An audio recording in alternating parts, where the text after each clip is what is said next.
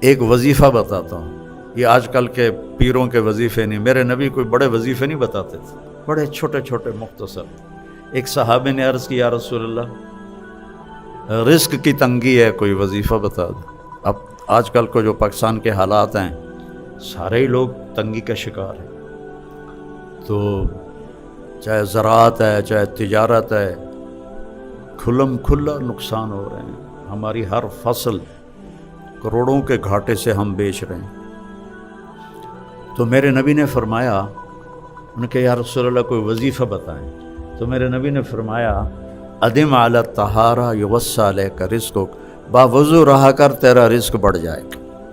ایک لوٹا پانی ہے، ستارہ کیمیکل دی لوڑ ہی کوئی نہیں، ایک لوٹا پانی،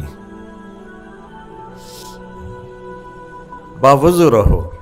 اس کا ایک فائدہ اور ہوگا، آپ سے شیطان ڈرے گا، اور تیسرا فائدہ اللہ آپ سے پیار کرے گا، چوتھا فائدہ فرشتے آپ سے پیار کریں گے، پانچواں فائدہ باوضو مر گئے تو شہید مریں گے۔